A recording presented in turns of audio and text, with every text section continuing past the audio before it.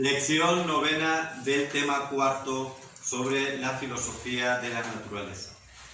Decíamos que un cambio teológico provoca un cambio filosófico también, cultural, y de ahí vienen los cambios políticos, económicos, etc. ¿Cuál es el cambio más importante? El que hace Guillermo de Ockham en el siglo XIV, antes de la Edad Moderna, pero que va a desarrollarse en la Edad Moderna.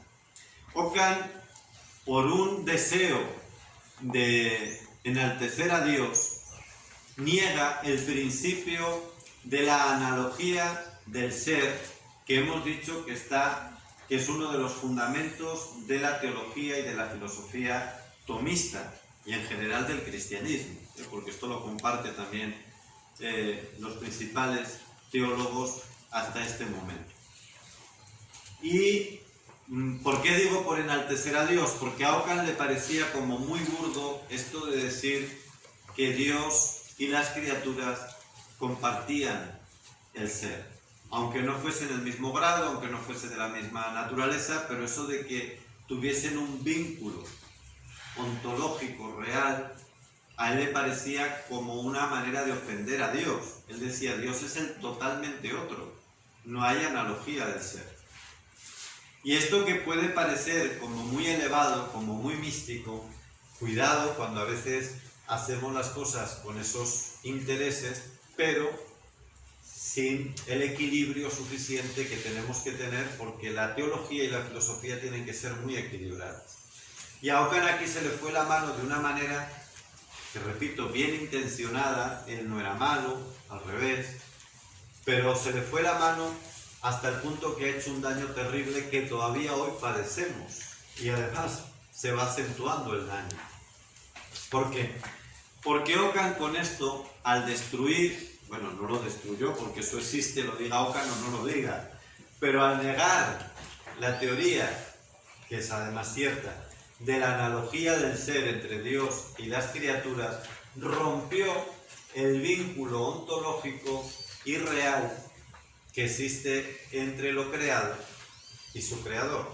De tal manera que ahora el único vínculo, la única relación, según Ockham, que hay entre Dios y las criaturas es voluntarista, es lo que cada quien voluntariamente, según su capacidad, su opinión, su religión, quiera vincular, que es lo que ha dado pie en gran parte al dualismo contemporáneo, porque como cada quien puede interpretar eso de su manera, todo eso queda en el campo subjetivo, pero las criaturas y Dios no tienen un vínculo, una relación objetiva.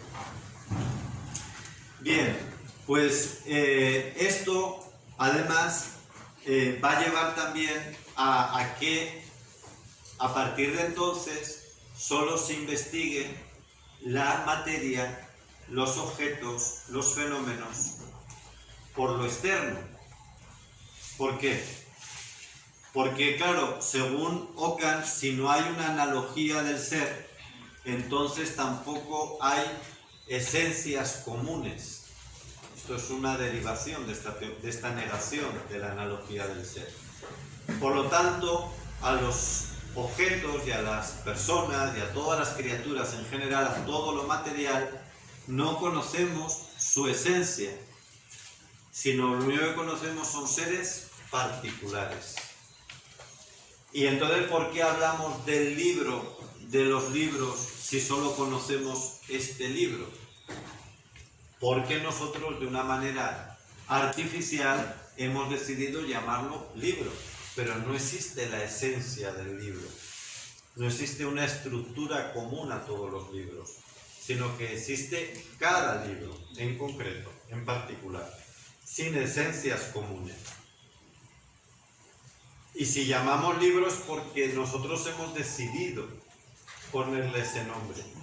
Por lo tanto, todo es fruto del nombre que le pongamos, todas las esencias. A esto se llama la escuela del nominalismo, porque es el nombre que nosotros queramos poner, pero no porque haya una esencia común.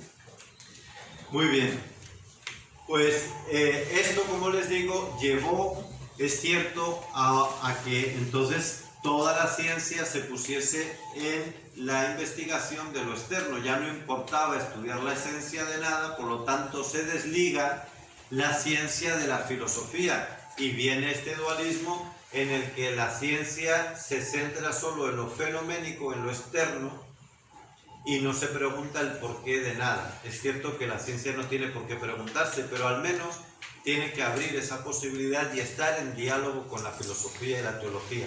Pero como Ockham dijo que eso no es así, porque no existen esencias comunes y no hay vínculo además estructural con Dios, filosofía y teología quedan marginadas al mundo de lo subjetivo y de lo de cada quien quiera opinar. Y la ciencia es lo único que nos queda como algo objetivo y universal, porque es la investigación de lo que aparece, del objeto en concreto. Y de ahí viene la raíz del endiosamiento de la ciencia de nuestros días, que lo único que es válido y real es lo que se puede tocar, lo demás, como no existe, si tú lo quieres llamar libro, llámalo libro, yo lo llamo de otra manera, lo llamo pantufla, yo no lo llamo nada, para mí ni siquiera existe. ¿Qué es lo único que importa? Lo único que importa es que tú analices con el microscopio de qué está hecho, que lo midas, que lo tangible, cada objeto. Pero no qué es este objeto, no para qué es. Se desligan ambos mundos de una manera radical. Y esta teología equivocada de Ockham, que como ven tiene repercusiones en la filosofía de la naturaleza, porque niega todo lo que estábamos viendo de Santo Tomás, ese vínculo profundo entre lo real y Dios por la analogía del ser y esa responsabilidad del hombre en esa evolución del mundo, en que esto repercute, la teoría de Ockham repercute en la filosofía de la naturaleza y repercute en la visión de las ciencias. Bueno, pues esta teología equivocada de Ockham es la que va a seguir Lutero. Cuando a Lutero le ofrecen estudiar otomismo o Ockham, elige Occamismo. Y por lo tanto su teología es dualista profundamente. Y como el protestantismo, por el poder económico de las potencias que se hacen protestantes, es decir, Alemania, Inglaterra, parte de Francia, toda Centro Europa en general, pues van a ser las que van a predominar a partir de las guerras de religión, pues ellas son las que van a imponer a través de sus universidades y de sus medios de comunicación y de la imprenta, que era entonces el principal medio de comunicación, son las que van a imponer esta visión dualista en todo el mundo, en toda la cultura occidental. Y como es una visión equivocada, es lo que ha llevado al fracaso de la cultura occidental.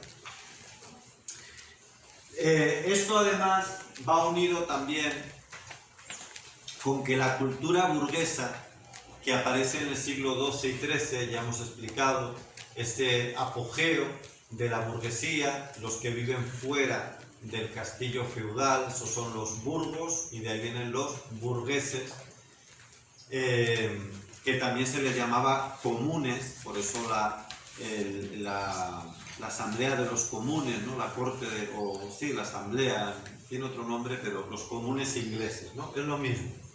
Los comunes es la otra palabra que se utiliza para esta nueva clase que se forma lejos o aparte del señor feudal y que tiene su fundamento en el comercio y en la nueva economía monetaria, que es el capitalismo.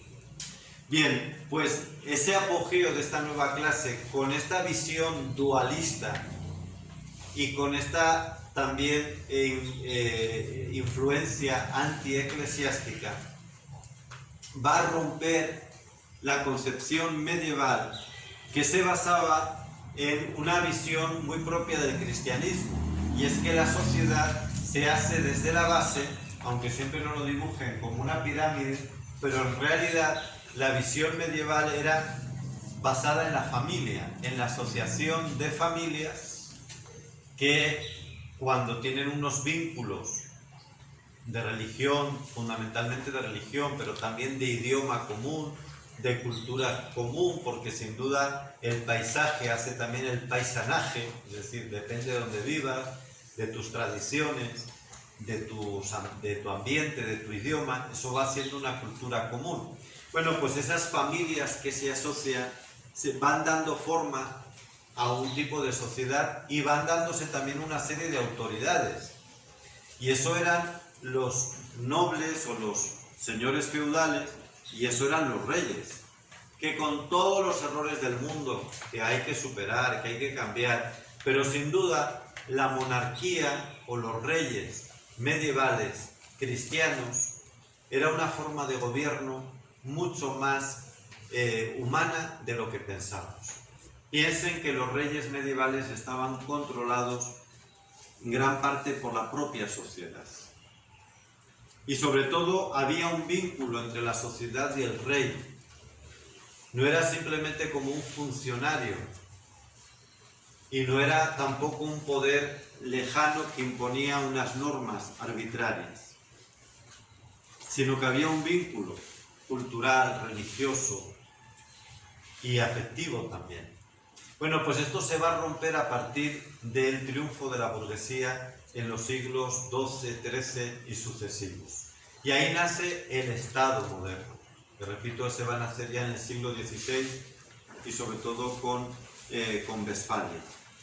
¿Y qué es el Estado moderno? El Estado moderno no se basa en este acuerdo entre familias que van dándose sus formas de gobierno. El Estado moderno es un ente burocrático que impone a la sociedad una serie de principios que para nada han nacido de la sociedad. Y para que se cumplan tiene un arma muy poderosa, que es el ejército, y posteriormente va a tener la educación, sobre todo a partir de la Ilustración. Esto, como digo, rompe en gran parte, bueno, rompe totalmente la organización medieval, que además estaba estructurada, estaba guiada por el principio de la fe. Y además, el siguiente cambio, bueno, no el siguiente, yo diría que el primero, más bien. El primero de los cambios, que tiene que ver con todos los demás, es el cambio religioso. Porque este nuevo sujeto burgués que se independiza de la iglesia, que se independiza del señor feudal y que por lo tanto la forma de gobierno además que establece ya no es el acuerdo entre las familias, sino que es la burocracia. Bueno, pues ese nuevo sujeto burgués se hace el centro de todo y quita a Dios. La cultura pasa de ser teocéntrica, cristocéntrica, que es como hemos visto que era la cultura cristiana desde sus inicios, con San Pablo, con los padres de la Iglesia, y pasa a ser, desde la Edad Moderna por lo menos, desde el siglo XV, pasa a ser una cultura antropocéntrica. Es el hombre el que está en el centro. El hombre que se quiere emancipar y liberar de cualquier autoridad, de la autoridad religiosa, de la autoridad del monarca, de la autoridad de los sabios anteriores, y por lo tanto desprecia la filosofía aristotélica, la atomista, va despreciando todo esto porque se considera un sujeto hecho por sí mismo y suficiente por sí mismo. Y esto va a dar como fruto lo que llamamos la razón secular, que es la clave para entender nuestro mundo, pero ya desde el siglo XVI hay que entender el mundo desde aquí. La razón secular es aquella que dice que la razón no debe tener vínculo con lo sagrado, sino que la razón solo tiene que centrarse en lo que es matemática o empíricamente demostrable. Es lo único válido y lo único respetable. Lo que no sea empíricamente, matemáticamente demostrable y verificable pertenece al ámbito de lo subjetivo. Y cada quien ahí que haga lo que quiera, pero que no quiera llamarlo racional, que no quiera decir que eso es universal, que no quiera decir que eso es plausible o exigible para todos, sino que, bueno, si tú lo quieres decir, te lo respetamos. mientras no quieras hacer de eso algo válido para toda la sociedad. Y este elemento es fundamental para entender todo lo demás, pero lo vamos a dejar aquí por cuestión de tiempo.